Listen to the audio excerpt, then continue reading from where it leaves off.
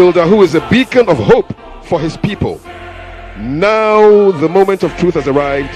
The time has come for this leader to step forward and address us all, to share the wisdom gained through hard work, the insights carved from experience, and the vision that will guide us into tomorrow. We stand on the threshold of a new era, ready to be inspired, ready to be led, and ready to build the future together. Let he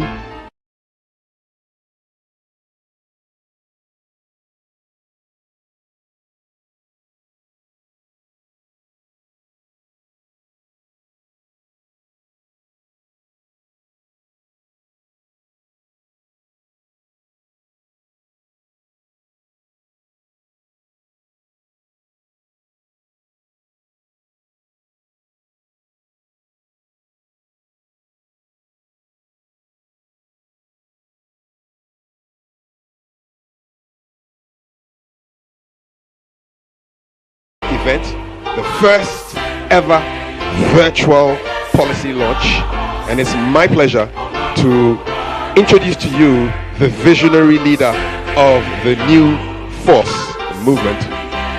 Let's welcome Nana Kwame Bediako.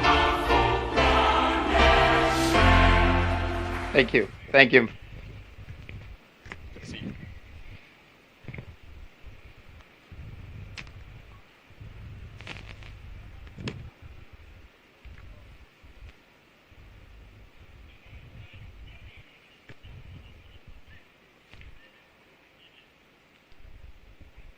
Well,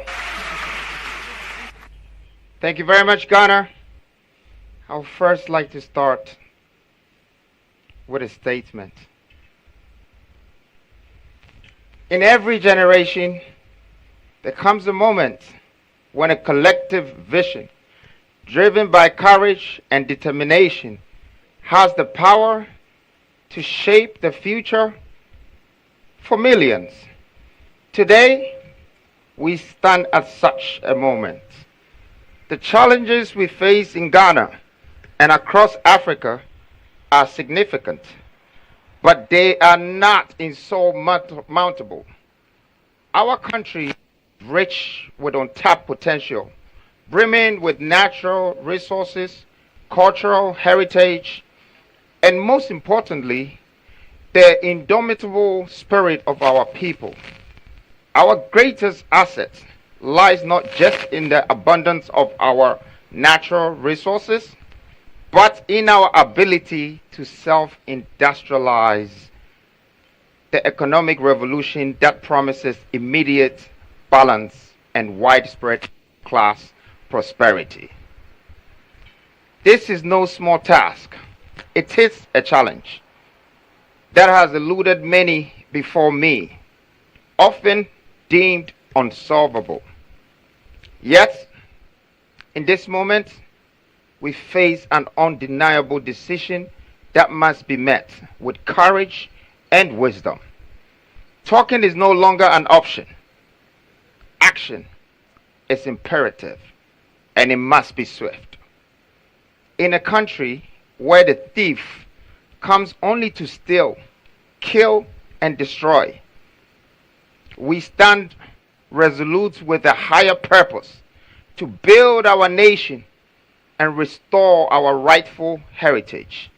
This policy is not just a vision, it is a call to action. A blueprint for a future where Africa claims its place on the global stage, not as a continent rich in untapped potential, but as a beacon of prosperity and progress. Let us embrace this challenge with the urgency it demands, for the time to act is now. Thank you. So I would like to start. Maybe I should go to the screen. And I would like to start with, as you see right now, you can see that there is an organogram with me beside it. In the middle of that organogram, you can see the apostolic governance, the 12 ministries. The 12 ministries will be responsible and accountable for these 12 pillars. We start this policies presentation, which is the developmental agenda, with pillar 1, the 16th regional industrial revolution. Well, as we already know, there are 15 dormant regions and 1 region that is choked. But we're about to revive the 15 and bridge it with the 1. I'd like to start with a video.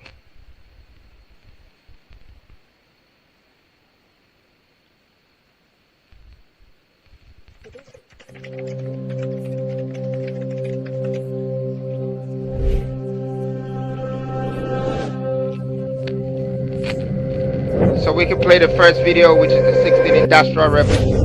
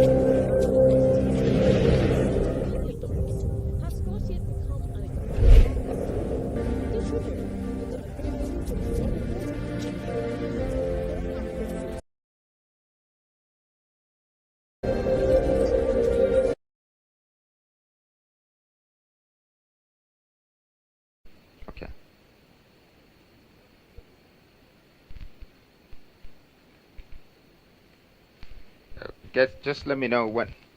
Alright, so that was the first video of the Industrial Revolution.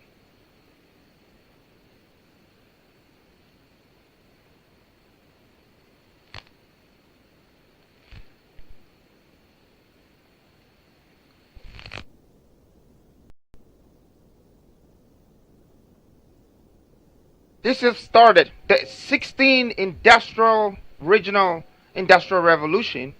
It's supposed to bring back the 15 dormant regions that we have left for so long and we haven't done anything.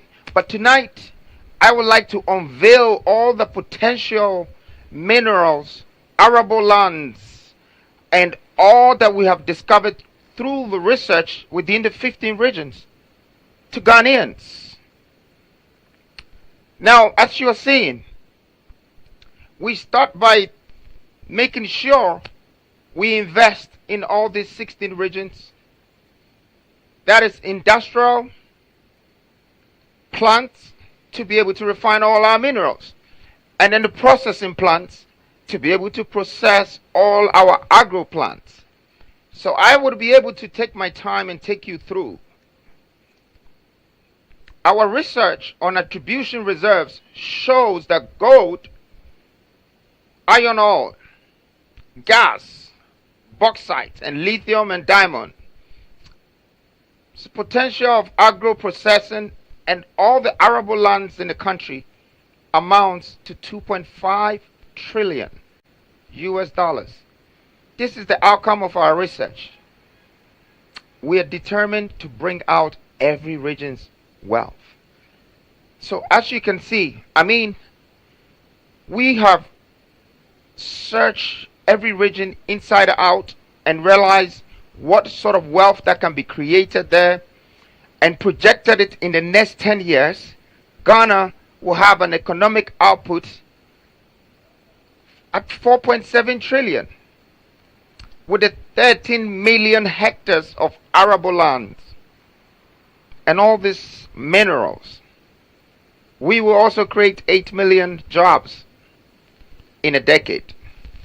Now let me look at some of the places. I've already showed you Volta region. Maybe we should look at Ashanti region. Can we play the video for Ashanti region?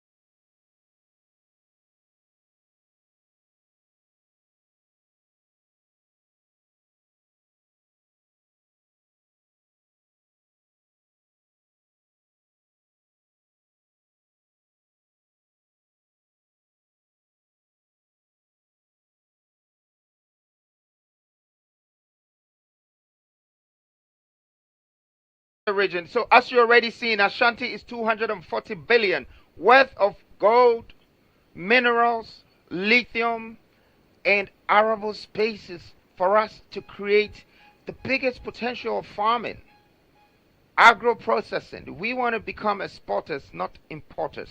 I mean, let's look at Western region. Let's look at Western region. I think Western region is by far the richest region, if not in Ghana, on the continent.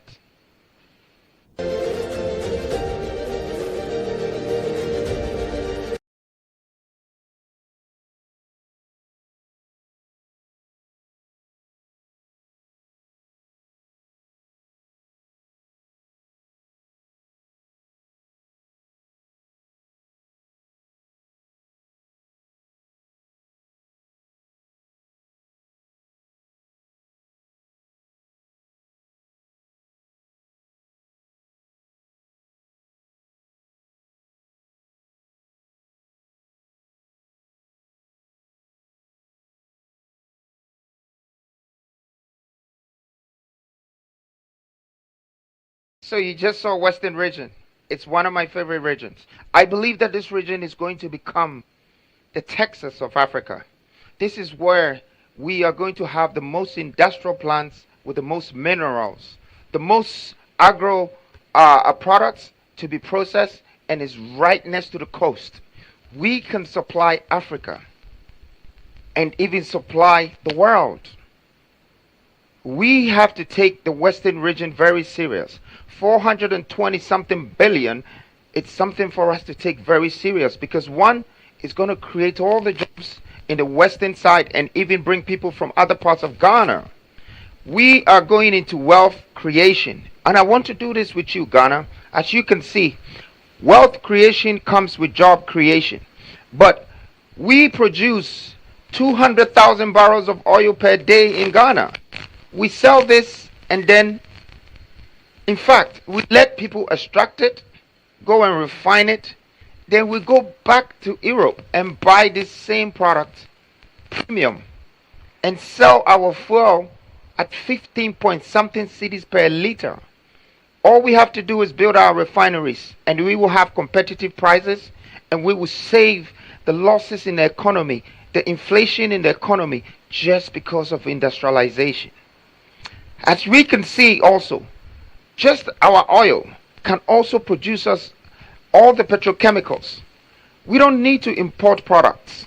We need to export products. The more we import products, the more we drive our economy out of this country. The more we export products, the more we take in other people's economy into our country. And the more we would export, it means we have created jobs. You know, this is going to make Ghana become the powerhouse of Africa. Okay? We cannot do agric without the culture. Now you can see that we have a lot of farmers in Ghana, but we don't have the processing plant to process the farming products. So we do the agric, but we don't do the culture. The culture is the 7 times of processing one product, like cocoa. It can be chocolate. It can be cocoa butter cream. It can be a shampoo. It can be so many things. And there is the brownfields to create other things from this one product. and create more jobs. As you can already see, 800,000 jobs per year within these 16 regions. That makes it at least 50,000 people getting a job in a region. I mean, I'm being conservative with the 8 million jobs in 10 years. But, to be honest with you, a machine, a plant, is the only thing that can give you jobs in 3 different shifts. 8 hours times 3 a day. That is what I call 24-hour economy. You need industrialization. Who sells Gary for 24 hours in Makola? The women in Kejetia and Kantamanto cannot work for 24 hours. It would take a factory. It would take a plant, a production line to give 3 shifts a day. No industrialization, no 24-hour economy. I have brought you your economic freedom. With all this potential, how do we connect our regions and transport the supplies on the industrial scale? That takes you to Pillar 2. We've just finishing with Pillar 1.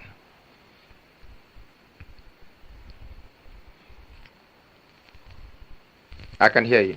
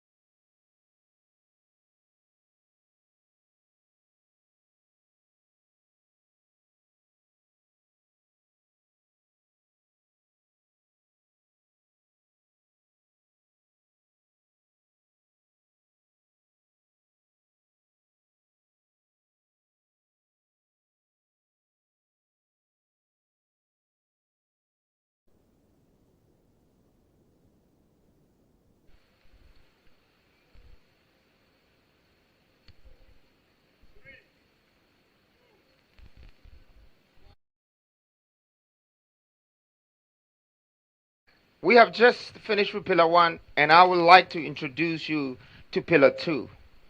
I want a nation to give me this moment and pay me this attention, because this is truly a vision, a policy, a developmental agenda, and with or without me, it must be applied. So let's go to Pillar 2. Pillar 2 is the water transportation and interregional railway connectivity. This is Ghana's first water transportation. Now, as you can see, in the olden days, our fathers really had respect for these natural resources that we came to meet. But today, we don't have value for it anymore. We have to remember everything that we eat from on this land is grown by the water on this land. And there are so many regions that we can connect to by connecting the water. So let me tell you my vision about the water connectivity infrastructure. Now, one thing that I can see in this country, Lake Volta is the largest man-made lake in the world. Why are people not visiting Ghana to view Lake Volta? In fact, what have we done with Lake Volta? I mean, you have billions of dollars sitting in Lake Volta. Maybe we'll talk about it later. But our national grid of water transport, it's something that we should look at. When we look at maybe even going here and pointing to some of these things you're seeing here, okay? And I know this brings us to the moment of the sea coming to Kumasi. But as you can see, this is Cape Coast right here. And this is the Gulf of Guinea. So I can enlarge it for you to see. So this is Cape Coast. Right here, this river Pra, and I'm so sorry to mention what has happened to it, but we'll get to that.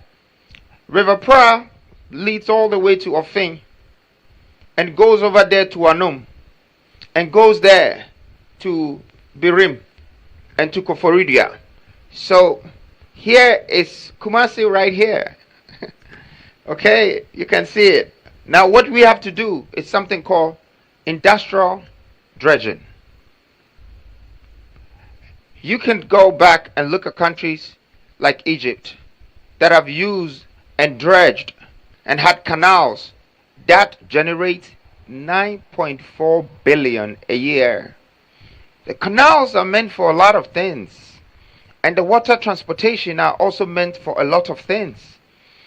The irrigation of this country for all our plants and all our crops will need industrial irrigation. So we need to do it one way or the other to support the system. The ferries, the cruises, the leisure, the transportation and the logistics that will move all the industrial products that we are about to manufacture will be pooled on this water. Irrigation and purification and logistics is one of the most important things in this world. Now, I can tell you that Ghana imports almost 89% to 92% of the things in this country. How did it get here? At least a fraction of 90% of that came on the water. So we need to make use of our water. It's very, very important. It will bring so much for tourism. So with the support of us connecting all this water together, we are not only going to have an industrial scale to support the agriculture, but also we will raise tourism, and we will have the biggest distribution channel that connects to the coast. And the coast can connect to the world. We intend very soon to supply the world with what we're about to industrialize with the 16th Industrial Revolution. Now, not only that, I know I've been talking about waters, but I know that's not the only infrastructure that you need for transportation or for logistics. The railway network is part of our vision.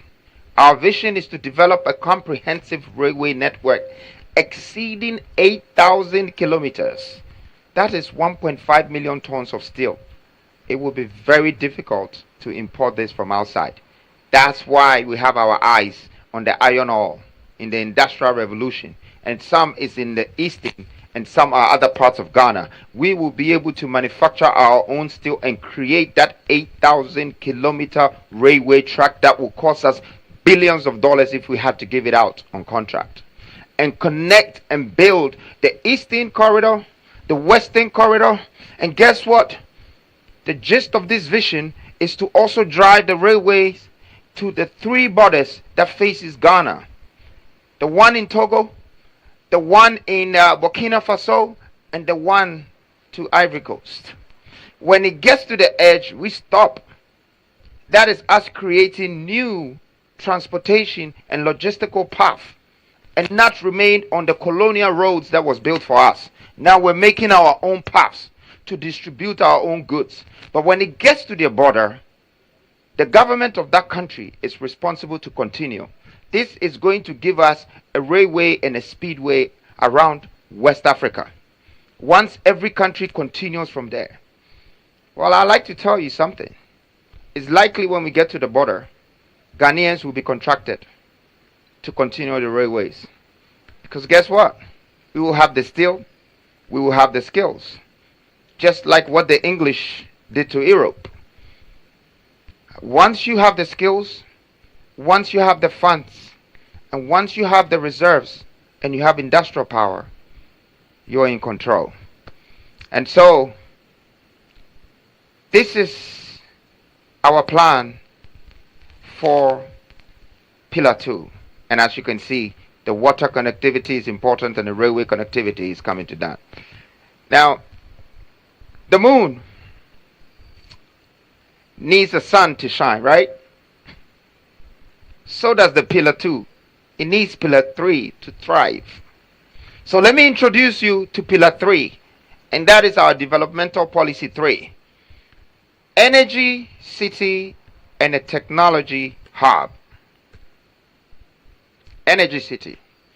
And I know most people haven't probably seen this, but Energy City is built in countries like Bahrain, Qatar, many places.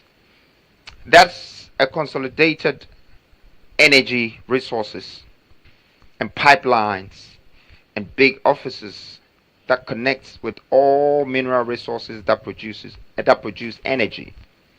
So our Energy City is definitely fit to add value to our industrial vision, to be able to create more megawatts, to be able to create more substations when we tap into our gas pipelines, be able to use our gas and our water. As you can see, there is hydroelectric power plants we have to expand.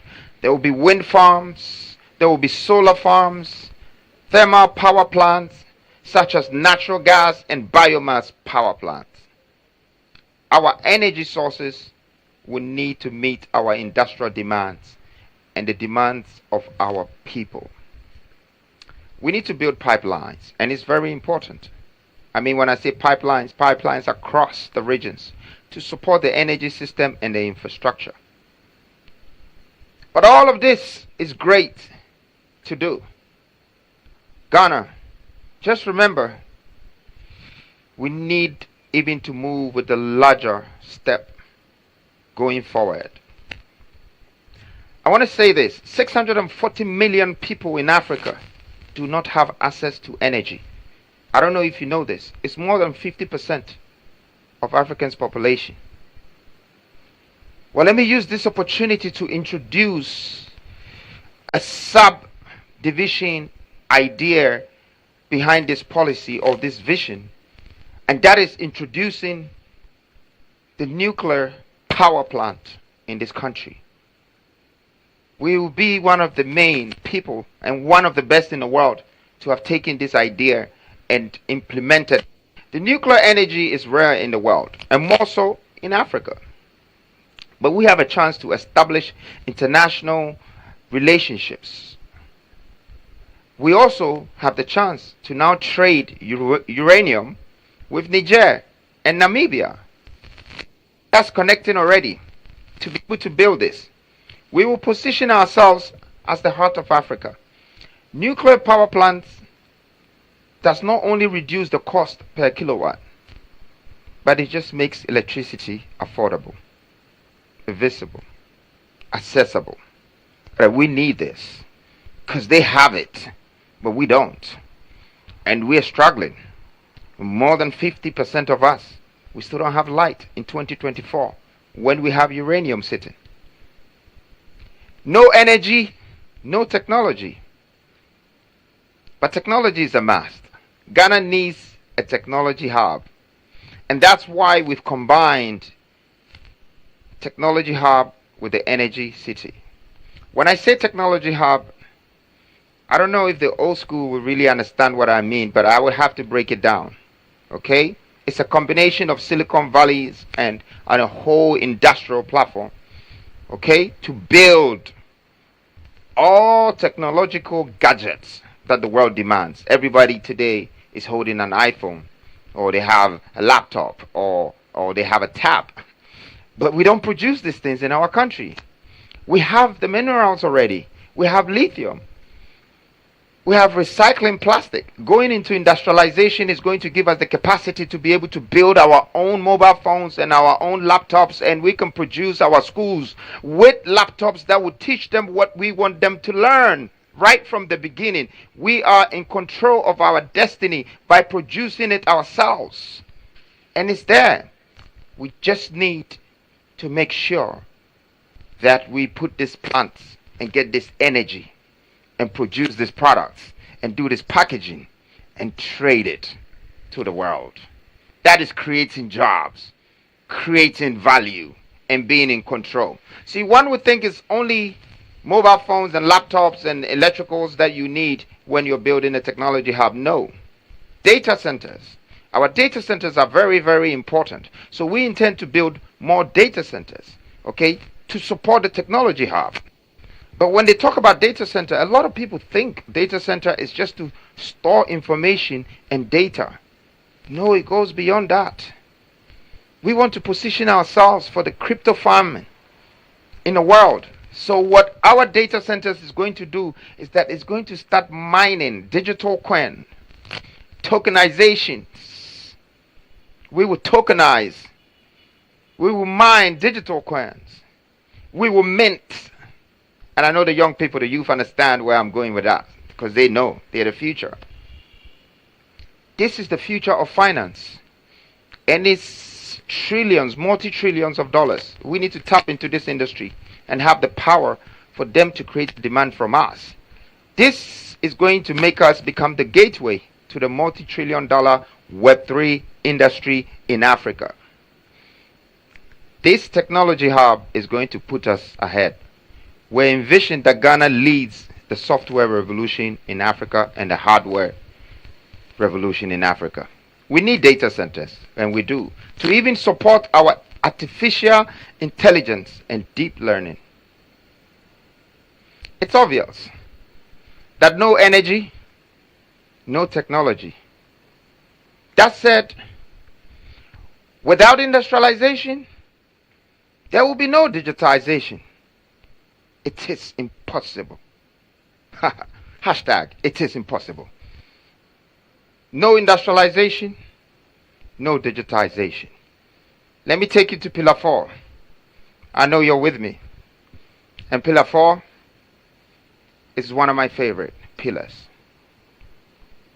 You see, we have been talking about all these great things, and all this development, and all this wealth building, and all of this job creation. But there's one thing that I learned from our ancestors. You know, when I was learning from how the older people governed this world, the likes of the Egyptians, and the King Solomons, and the Mansa Musas, and all the Americas and Europeans, they took one thing seriously. The Africans are not taking it serious. And that is reserves, reserves, reserves.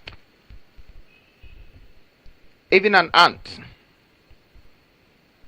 stores food. You need to store things. You need to have reserves. We are a nation of 33 million people. What have we prepared for our future? Where is our oil reserves? Where is our gold reserves? I mean, up until recently, we had only 7 tons in our central bank. And this information is public information. Up until recently. I don't know if it's really gotten to 14 now, because the last time they needed more tons just to borrow money. But that's all. And you have the likes of multinational companies like the Goldfields, and they have moved 300s of tons from this country, and we can only have 7 tons as our reserves. Why is Qatar keeping 500 tons as reserves? Why does England have 3,000 something just gold reserves?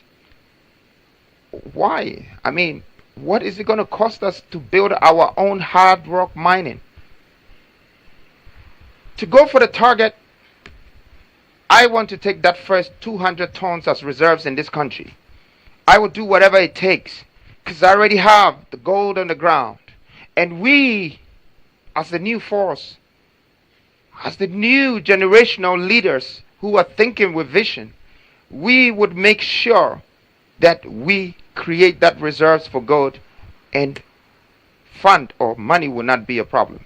But not only that do you need in reserves, not just gold or not just oil. Some of the biggest things in this world, you'll be surprised, is the food we eat every day. It's the basic necessity. And if you can have that, you have the opportunity and the power to feed the world. So we intend to build the biggest seedling bank and have food security for 100 years. It's called agro reserves. That's what we need. We would nurture this. We would actually feed this. And we are going to have food for a good 100 years reserves. The farmers will buy from us. If Ivory Coast run out of cocoa, they will buy from us. If India needs food, they will buy from us. This will make us like Joseph, feeding the 7 years of famine, because we have kept the reserves. There are minerals that we can keep reserves. There is copper, there is iron, there is bauxite. All we have to do is keep extracting, keep creating the jobs with the people, and letting them have the chance to be able to bring these things out of the ground and keep it as reserves. Whenever you refine any of this, or you plant any of this, the value can be from times 5 to 10 or 15. It quadruples, it triples, it multiplies. Well, I've been talking about food, I've been talking about gold reserves, I've been talking about food reserves. All these reserves, it's for the state, it's for the nation. This is what I call a Japadia, the real Japadia. Because you need an equity of what belongs to you. As one, we have to have a share of whatever that is on our grounds. We have to get jobs from it. We have to create wealth out of it. And we have to get the skill set out of what belongs to us. It's on our ground. We are the landlords of Ghana.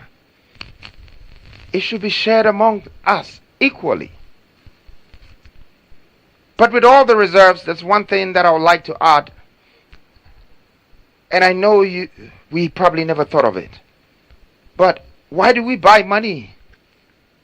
Why do we have to go to England or go to Switzerland, to Delarue, to print our money? And after we fly or ship the money, before we have money? What happened to the industrial power that we're creating now? We are going to print money at home. We don't need to go to England or America to print money. We don't need to go anywhere else to go and buy food and bring it here. We don't need to pay 7 times the taxes of whatever that is already in our country and someone has just packaged it. We go and buy it for premium price and bring it back here. That stops because we are going to create it here. Now that we have more reserves, and have even cash reserves, what is next? Fellow Ghanaians, I like to say this. Pillar 5, it's from the bottom of my heart. And this, even when we are not here, this should take us through the centuries. This should not make you just remember me. This should make you know that when I'm not here, my absence will be felt. Because I have found a way to take you back to Susu, where you came from. How your ancestors, your older gods, your fathers survived in the 500 BCs. We are going to create the National Sovereign Wealth Fund. This is the new IMF. Well, at this very point, Ghana is going to help me launch the new IMF, because verbally it said, but physically and mentally we are about to implement it. This pillar is a new policy, and it would disrupt, and dissolve. But eventually it will rebuild our heritage value. In the past, our minerals have been extracted and exported for pennies. We're ending it. The National Sovereign Wealth Fund is the new IMF, independent and autonomous. It will collect every reserves, and it will keep it, and it will protect it. Will nobody have to pretend you're not accountable or responsible for our own anymore, because now it's secured within the National Fund. And if anybody needs anything within the ministries or the government, let them go to the fund, and they will know this fund has more wealth than IMF or the World Bank can ever give them. And they will know it all came from these grounds. It's the reserves, your gold, your cocoa, your 100 years of seedling banks, your tax reserves. Feed the fund. 100 million barrels of oil, 100 years of seedling reserves. All of this is going to be in the wealth fund of Ghana. Now, let me tell you the interesting thing about the tax reserves. To increase our reserves, we decided that we're going to minimize the corruption in the tax sector. Because you can see in the box, maybe there is, let me see if I have a tax reserve box here. Something to explain it better. But you can see that we have almost 45% of royalties, of taxes, of many things that we collect. And yet, we don't see that value. What we are saying now is that we simply are going to take 30% of all gold extracted, all minerals extracted as income tax, no royalties, nothing. 30% of everything extracted from the multinationals, and it goes directly into our reserves. And that's where we quadruple the value. We multiply the value. So our taxes, one, it's not going to go missing again. But two, it's going to be in the form of raw material. And three, our industrial platforms will quadruple that. We need the reserves. That determines how rich we are, how wealthy we are in a country. And for me, we have found something good for Ghana. I hope the African countries can take this blueprint as well and start making sure that they have their own reserve banks, just like all the first-class countries in this world. They have reserves. That being said, I would like to take you to Pillar 6. I think this is my favorite. But I know I have a lot of favorites in these 12 pillars. And these pillars are supposed to be the pillars that holds the structure of this country. We look at this country as a structure before we can protect the roof of this country, before we can protect the floors of this country, the grounds of this country, the foundation of this country. And that's why I believe that the Smith Revolution is going to revolutionize Ghana. Now let's go into this. The Smith Revolution is solving three major needs, but I also call it major problems of Ghanaians. And that's health, education, and accommodation. Currently, contributors of SNIT have to pay and wait up to 40 years till pension before they be qualified for their claims. Some will die halfway and it will not even be given to their children. Some will never even see this. But we have changed it. As from now, we would say that our policy would be turning the SNIT fund into a nation's insurance fund. This insurance fund is interesting, and I'd like to take you through it. Ghanaians will now be eligible to claim for their health, education, and accommodation. How so? Because in the next 5 years, you can claim your SNIT back. You can claim it in cash, or you can invest it in insurance. If you invested in insurance, and then you have one of the major problems or the needs in Ghana, which is either I've lost my job and I don't have somewhere to stay, that your 5,000 or 10,000 savings in SNIT can become times 10 to get you home.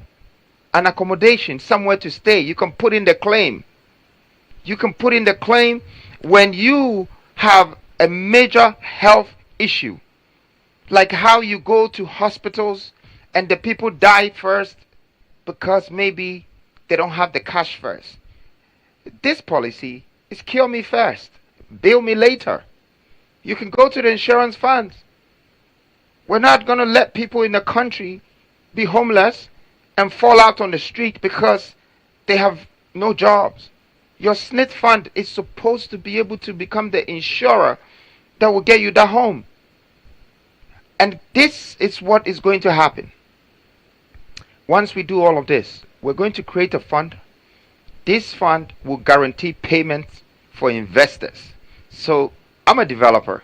I will be interested if I know that 100,000 Ghanaians will rent homes from me as long as there is a claim and guarantee payment. So it makes sense for me to put a feasibility study together for whatever investment partners and do that development, because it turns around. It's also going to attract, investors in the hospital area. It's going to attract even educational facilities. It will bring all of that together. I know that this next revolution might be stepping on some conditions that already exist, but sometimes we need to change our clothes when they're too old or when it's dirty. We just need to move on. It's another day.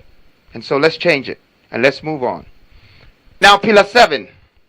I know I've been saying all of this, but it says if you want to educate a nation, you educate the woman of that nation, and it will transcend. It will go down further. We believe that education in this country needs to be tweaked, changed, make it adaptable to our culture. And that's why pillar 7 introduces to you industrialization. It's industrialization with education coming together. We coined this word by merging industrialization and education. Why do we continue to use a curricula and a syllabus that are over a century old? And why is it talking about Europe and America? Why can't you study about your ground? Why don't you know about how to dig your gold? Why does it have to take somebody to come from outside to find where your gold is? Why do you have to give your cocoa to someone before he turns it to chocolate for you? What happened? What happened to you knowing about your sea, that you have oil in there and it can create petrol for you? We need to educate Ghanaian children about Ghanaian values, culture, minerals, the minerals and how it gets processed, and agriculture and the values that can come out of it, the power of supply and distribution. We need to de-westernize the curriculum. And that's exactly what we're doing. We need to build an industrial mindset, very important. Industrialize the curriculum, tailor education to our industrial needs. And out of that, we're going to start building entrepreneurs. We're going to start building industrialists. We're going to start building business leaders. See, what I've realized about Ghana's education is you spend 21 years of educating yourself, and then after, you go look for a job, only to find out that there are no vacancies. When you can be a businessman before you even get your degree. Why do we keep going out there looking for jobs? Knowing the value of our nation, there is a need to protect it. And let us educate our children so whatever we leave for them, they can guide it and they can build a future for the ones who are coming. I'd like to take you to pillar 8 right now. And pillar 8 is environmental and human rights protection. Well, environmental might not sound so serious. Human rights, we don't really care about it, but it's very important. Maybe we should start from the environmental protection. Do you know that protecting this environment means you're protecting your reserves? Look at the reserves, I've spoken about it. Look at the trillions. Look at the amount of jobs that it can create. Look at the economy. Look at all of these things. So it's our reserves. And guess what? We are now protecting our reserves. That is our hidden treasures.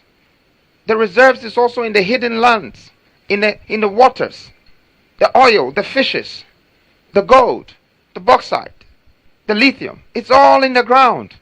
It's in our water. It's in our farms. So why are we not protecting it? Why is maybe an institution like EPA busy chasing me for residual income or chasing the average Ghanaian for a permit that is given already, when their main aim is to protect these valuable assets? Okay, I mean, you're looking at something like the water poisoning of this country right now. It's hilarious. Almost every water body is poisoned. And we are talking about a water connection, purification and irrigation. Do you know what it's going to cost us to do that? This water purification, to get all our waters back to the way it is. Do you know that this water poisons the land? And this is the land that we grow our crops on. Why do we poison our lands where we grow the food on? Why do we poison the water that we live on, the reserves? Why do we continue to poison the waters that we have our fish from? Why are we poisoning everything? And if it's not us, why do we allow people to do it? Why are we destroying the forests that cleanses the air for us? This policy is for us. It's supposed to be highly valued. Our national assets, our forestry reserves have billions and trillions of dollars sitting in it. But no one is protecting it. And no one is counting it. And no one has got stock of it. But yet we're running around. We're sitting on gold but looking for money. Yes. And when you look at all of these things that I've said, you see, there is the Forestry Commission, there is the Land Commission, there's all these commissions that can collect commissions. But first, what I think we should do is to build something that would take the records of our lands properly and all national assets on a blockchain platform. This is where the technology hub comes in.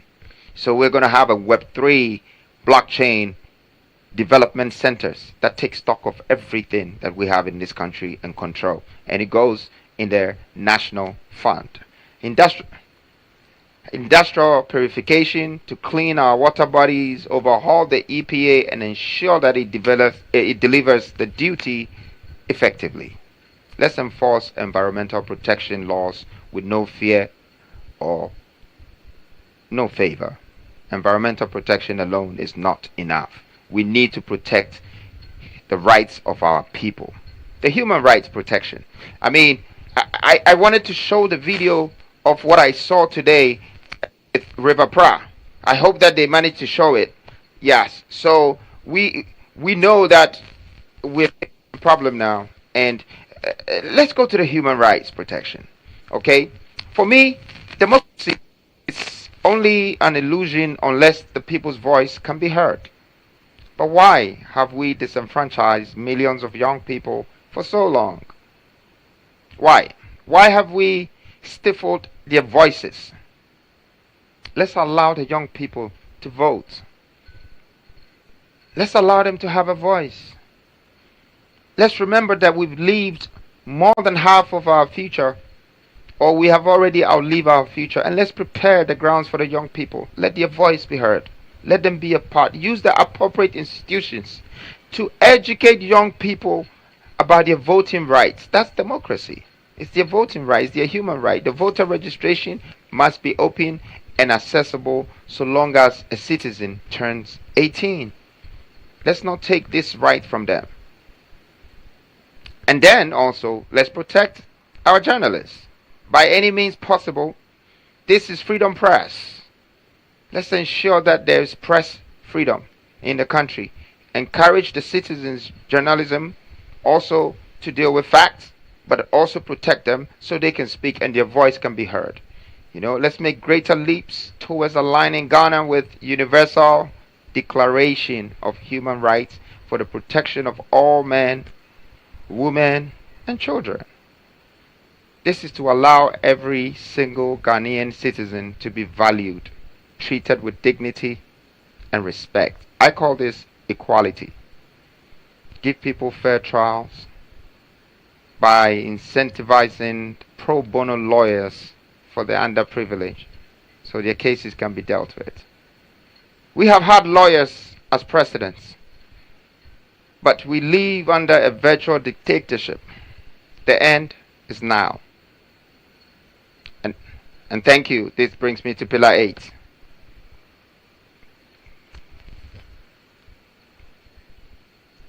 Alright, so at this point, being at Pillar 8, Well, I've been talking for a while now. I think I'd like to take a little break, but let me call the moderator. Let me just bring Kafui back on stage. Kafui, I want to use this moment to thank you very much. It's a pleasure, Nana. I know we were supposed to have an interview once, and it got cancelled. I don't know for whatever reasons, but it's fine. Now we're together, right? Indeed, God works in mysterious ways. Yes, and I love it. Why are we doing black and white tonight? Well, it's What's the code? well, it's black and white. Black and white. Everything is clear. All right. Yes, indeed. That's it. So, what do you think so far? This is the 8th pillar, but you know, the 9th pillar is a big thing. So, I want to take a little break, but I just wanted to hear from you. Yes, so well, there's a lot of action virtually, and so people are connecting with the first ever virtual policy launch in this beautiful Republic of Ghana, and keep those interactions coming in. We'll take a quick break, and we want you to keep your eyes focused on two numbers, 10 and then 276. 10 is for the 10-year plan from the New Force movement, and 276, well, you need to watch. So take a look, and we'll be right back. Don't go anywhere.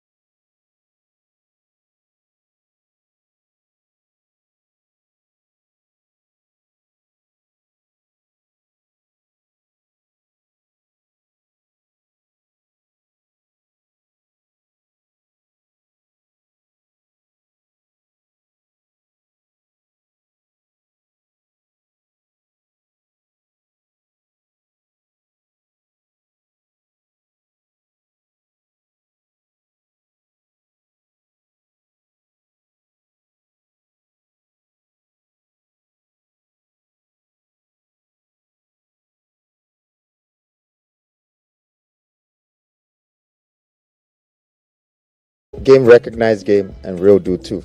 We enjoy me in a buy. The Frebaco peace and the Frebaco unity. In fear air bako. Yasase air bako. Nipano so air bako. And so a chanweshiano air bako. We are kings, we're queens, we're leaders. And we have to take it. Because power is not given. Power is taken. I stand behind you in any power you take. And I know you'll be behind me too.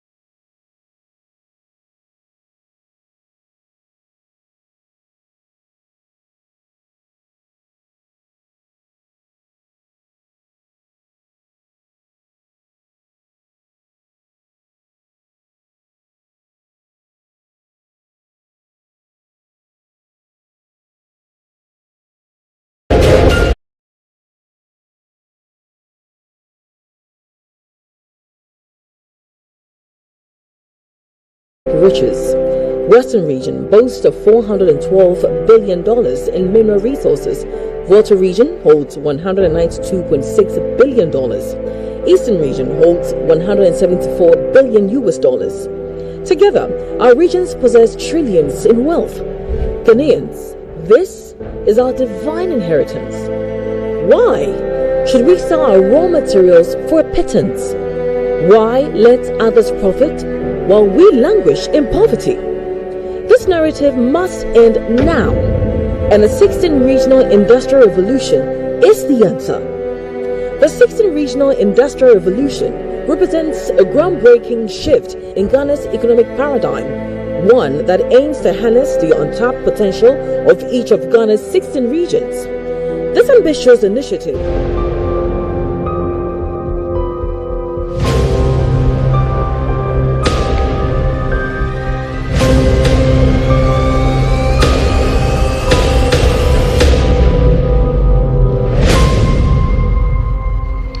It's exactly 97 days to election 2024 in the Republic of Ghana, and you're watching a historic first ever virtual policy launch. The speaker is Nana Kwame Bediako of the New Force Movement. And during the break, somebody was asking me, so when are we going to hear something in any of the Ghanaian languages? Did you cover that base? Listen, I'm a very proud Ghanaian because I can't be anything else but Ghanaian. And when you're Ghanaian, you have to remember this country has a lot of dialects. Out of the 16 regions, we thought of every single region. And there is a transcribed language on every regional industrialization policy.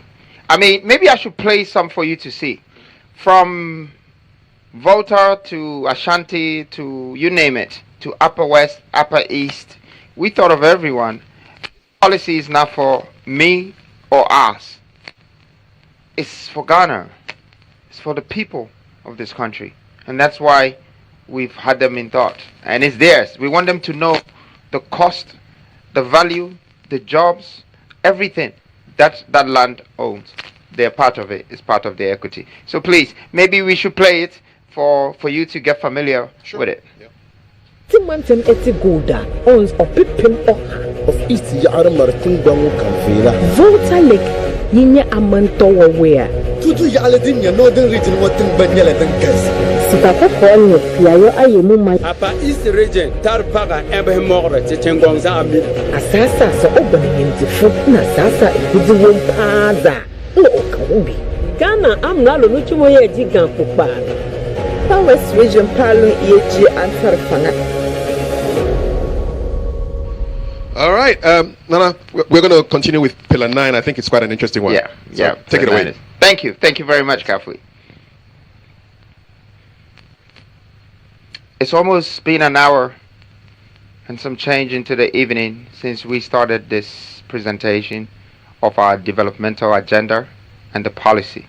But now I'm about to get you into Pillar 9, the Apostolic governance, the 12 ministries.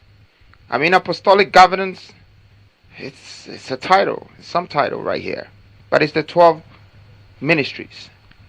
They say less is more. Our government will be the leanest, most efficient in the history of African politics. We present to you the apostolic governance, 1 president, 12 ministers. Create a lean government that will be responsible for the 12 pillars. Now let me start. I'm going to press this, like when you go into one of this, maybe we can press one of them, and let's pick one. I'll take you through a few of the ministerial mandates, because I think it's very important that you know what they have to do. So we start with Ministry of Finance.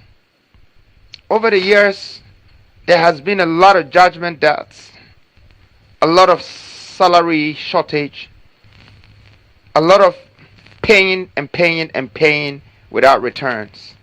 We realize that, not to put blames on anyone, that the Ministry of Finance is struggling. So our mandate is to make the Ministry of Finance become an investor and a developer for the nation building. It should be their responsibility. They should be accountable for it.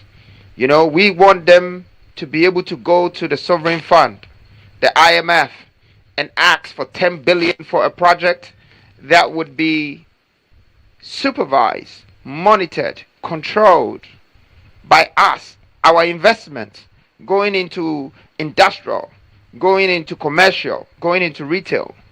We should be a part of it, and we should control it. And there should be returns. We should not just use our Ministry of Finance for spending. We should use our Ministry of Finance for investment. We have to purchase for right purposes that brings returns. The returns that will pay the salary of the workers of this country. And that's how it should circulate, just to stabilize our economy. I can pick maybe trade as well. Well, trade, it's been like a dormant ministry for me over the past decade. And the mandate for trade is to make Ghana one of the biggest African exporters. The aim of having all of these 16 industrial, regional industrial revolution, and having a development in minerals and agro processing and packaging and food and this and that, is to be able to trade. Now let's think about AFTA. AFTA is a big project. That's 54 countries of Africa have registered with AFTA. What were they thinking? They don't have the resources. They don't have the products to distribute among these 54 countries. Where was the product going to come from? Were we going to import it? Or somebody else was going to come and put these plants in this country and trade in Africa? Ghana stands to be the flagship, the star, the black star of Africa that will have the power of distribution. They have the waters connected to the coast that can just distribute regionally and continentally. And we feed in that gap for AFTA. It's a great opportunity for us. We should look at Ministry of Agriculture. The mandate for Ministry of Agriculture is to establish the National Seedling Bank. And an industrial irrigation systems to support it. But we have the National Seedling Bank. Like we already said in the reserves, we will have a century of food guaranteed for us. And it would be the mandate of Ministry of Agriculture to see to it that it's being monitored, supervised, managed, controlled, and for the public and the citizens of Ghana to get jobs out of this mandate. For the citizens of Ghana to create wealth out of this mandate. But that's what I believe the ministries should be doing.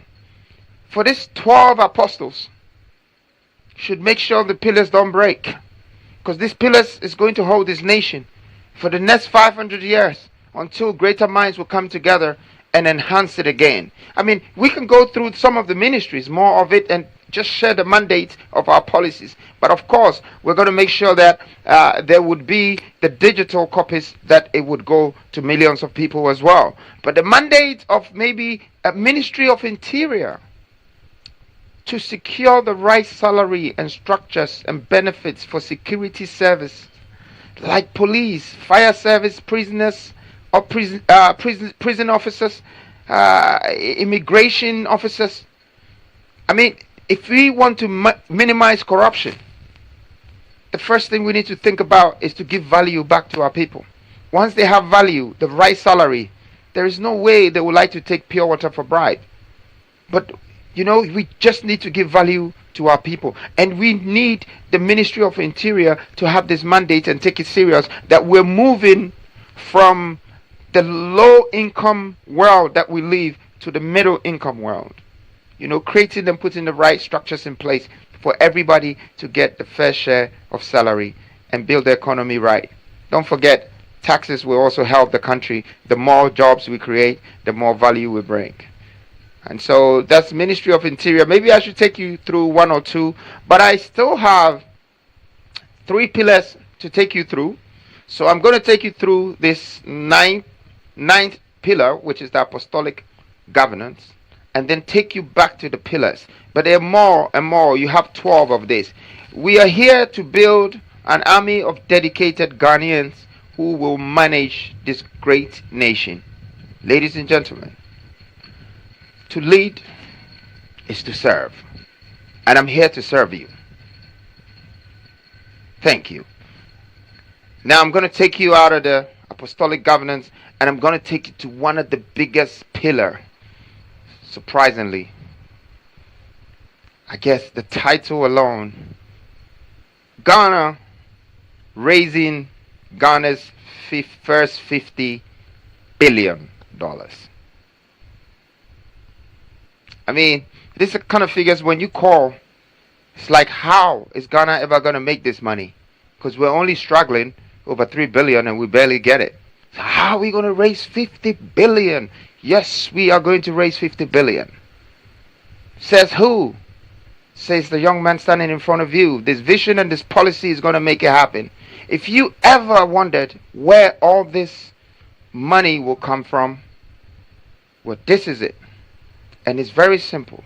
So we decided a collaboration between the Ministry of Foreign Affairs and the Ministry of Interior come together for one purpose: to empower the immigration services of this country and create the citizenship package to monetize Ghanaian citizenship only for Africans.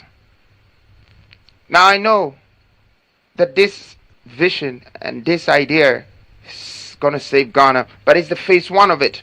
The target is 1 million Africans to invest 50,000 in Ghana in exchange for Ghanaian passport.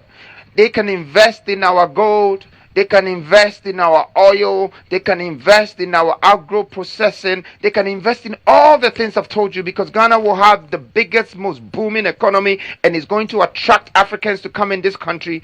But they will also want to be a part of Ghana's legacy.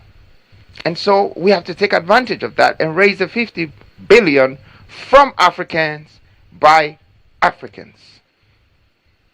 This very policy marks a history today, because we would not need the Western world to provide for us anymore, now that we know we can raise 1,000 times more than they give us. But remember, this is not only about the money. The grand agenda in this is introducing African unification. Is going to start from Ghana. We would be the first people to start the project USA, United States of Africa, by people joining us, and we welcoming them through our borders, but also they will be investing on our lands. See, we're about to initiate a borderless continent. and trade will come through. Investment will come through. Our neighboring countries will join us. We are about to join hands. We're about to have an entangled economy that cannot be broken anymore, that cannot be separated anymore.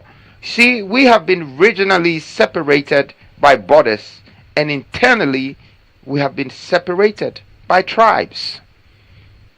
Once now you have the water connecting, we're coming together by tribes. Once now we have the borderless continent, we're coming together by countries.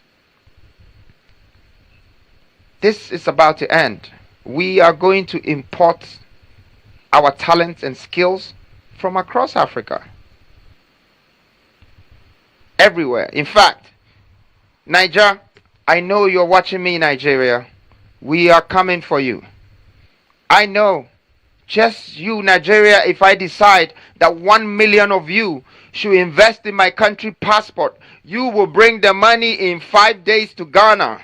You would give us 50 billion more, and I promise you, we will trade with you in gold, in oil, and we will make ourselves become successful, because we are going to raise this capital amongst ourselves. So remember, when I come to power, I will be the first one to invite these Africans to truly become a part of Ghana as African and raise this 50 billion. But guess what? There is a phase 2 of this money raising, and it's a grand invitation of people of African descent. History will tell the rest. Now we either move forward together or we stand still, separated. And it's one of my favorite pillars. The 10th pillar. It's just a great news for us, Ghana. It's just a great news. We found a solution. Now let's go to pillar 11. Pillar 11 is interesting also, and it's national security and data protection.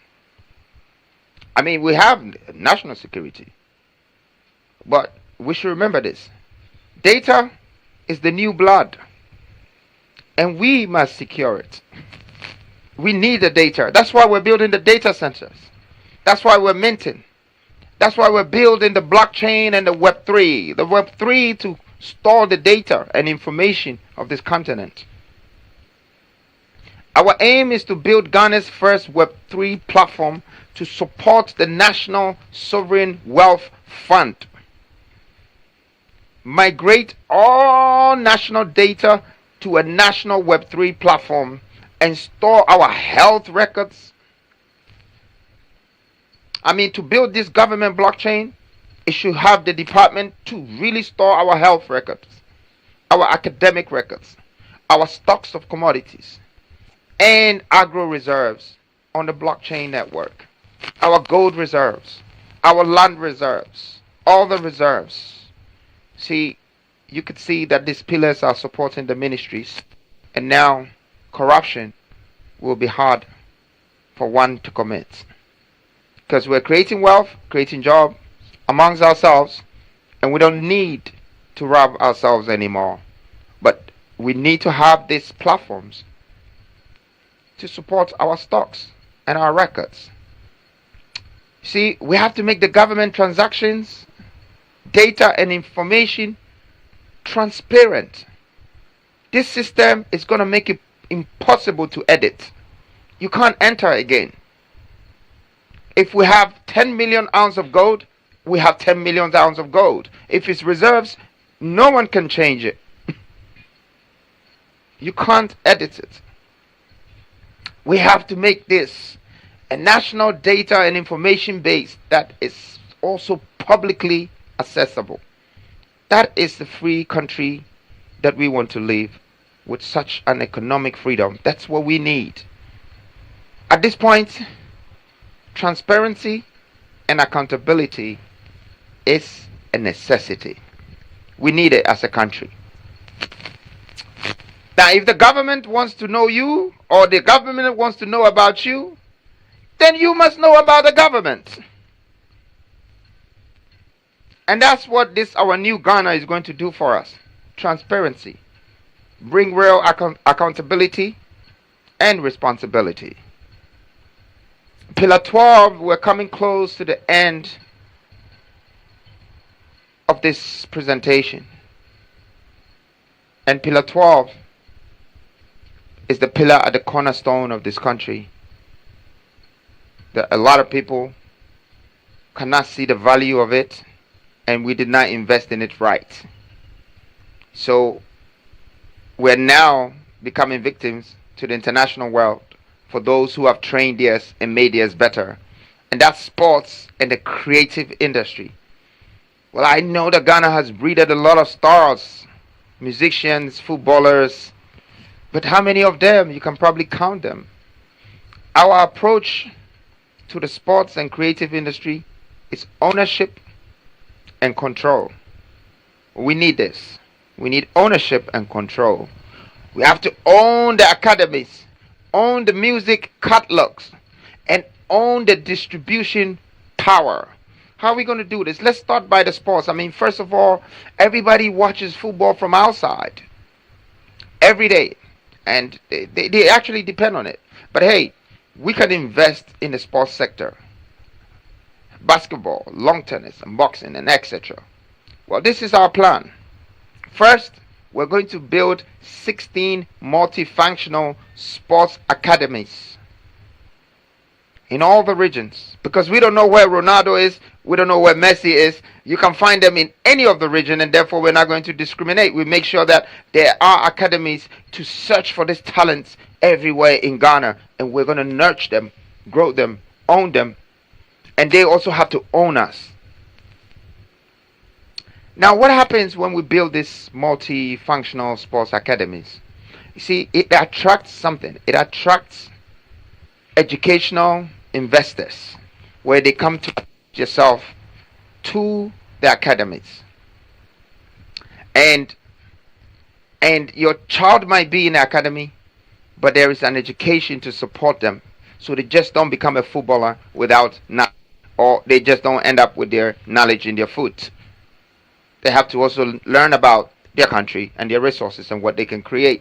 It will also, obviously, apart from the educational facilities, I believe that there could be other things that it will attract in every region to discover more talent.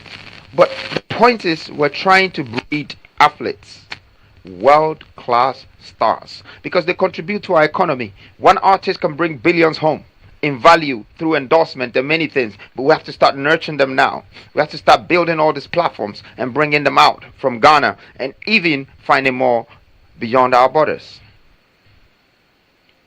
We have to also think about how we're going to offer these scholarships, these exchange programs, through partnerships and partner schools with talented students, and then work with them. So that's for me with sports. Although I don't spend too much time for sports, I know that it has a future in Ghana especially. But let's go to entertainment. Entertainment for me is very interesting. You know, we have the likes of some of the greatest artists coming from this country, you know, and we go way back from Osibi says, when they made it to the international platform, but we couldn't protect or secure their royalties because we didn't even build the machine. Today, the New Falls have decided to build the right machine for pushing the Publishing Act that protects the IP of our content creators.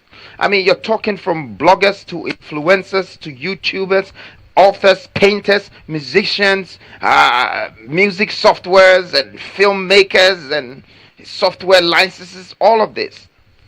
We have to protect it. We have to claim the royalties. And we have to make sure that it's circulating in our economy because they're part of us. You know, to allow artists to hold on to their catalogs such that they're not sold for patents.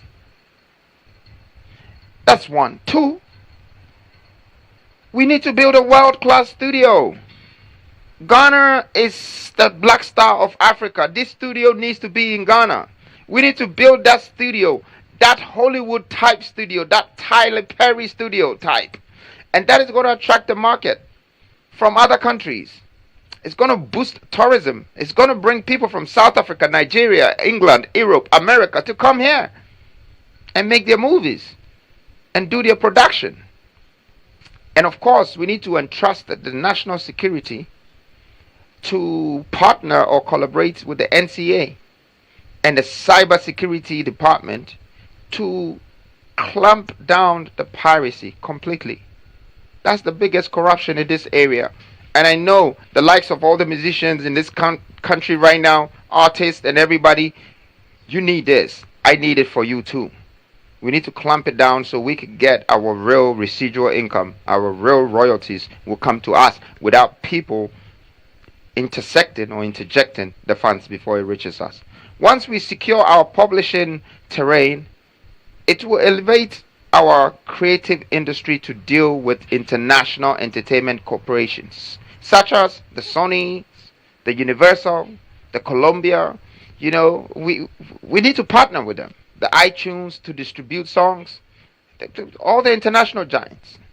And talking about creative industry, we can't talk about creative industry without talking about fashion and arts. Now, fashion is important. The way you dress is the way you are dressed. But hey, we have to create a world-class art gallery for the African art and culture. And this comes together. It comes together with the people.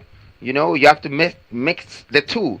Create the pattern, the plants, and the production. When I say pattern, I mean you have to understand what fashion is when you go from coton to textile to yard and to the pattern before you bring the shirt or the clothes. And then you have to be able to have industrial power to do more production, excessive production, and distribute. This is where I think with our fashion industry need to go. You know, having power of production and power of distribution by using the cotton right and get the shirts out. This final pillar shall be managed, monitored, and evaluated by the Ministry of Tourism. I'm now bringing you to the end of my presentation, and I stand for three different things. So is the new force. It's equity, equality, and empowerment. Every individual deserves the opportunity to thrive, regardless of their background, gender, or circumstance.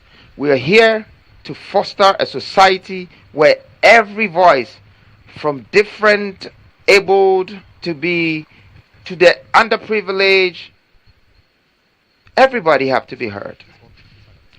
Where every talent is nurtured and every dream has to have a chance to become a reality. This is our commitment, the new force, to create a new Ghana where equity, equality, and empowerment are the norms, paving the way for a country that is forward, that is inclusive, just and truly a transformation. Let us move forward together. And with this vision, united in our resolve to build a brighter future, a more equitable future for all, for one Ghana, one people, and one nation. Thank you very much for tonight. I would like to bring Kafui back. Maybe I need to talk about the 10-year plan, which is the non-negotiables. The 7 non-negotiables. And how have you been all night? Well, I should be asking you, first of all, that's a masterful job. Thank you. Thank you very much. 2 hours on your feet explaining your vision to the people of Ghana. And there's a lot of reaction and feedback across the portals. So I'm sure there's going to be a lot of plugging into to find out exactly what your vision is. And I want to say thank you for giving the people the opportunity to hear what is in your mind for the people of Ghana. Thank you. And that wraps up our very historic first ever virtual policy launch by Nana Kwame Bediako from the New Force movement. Keep it going. My name is Kafui Day, and have a good evening. It's 97 days to election 2024. God bless. Well, thank you very much once again, Ghana. I really appreciate you for this moment, and I would like to leave you with my 10-year vision. The 7 non-negotiable principles that will build this country and beyond Ghana borders. Enjoy the vision. And I'm here to serve you. Thank you. Thank you very much. Love you, Ghana. Thank you.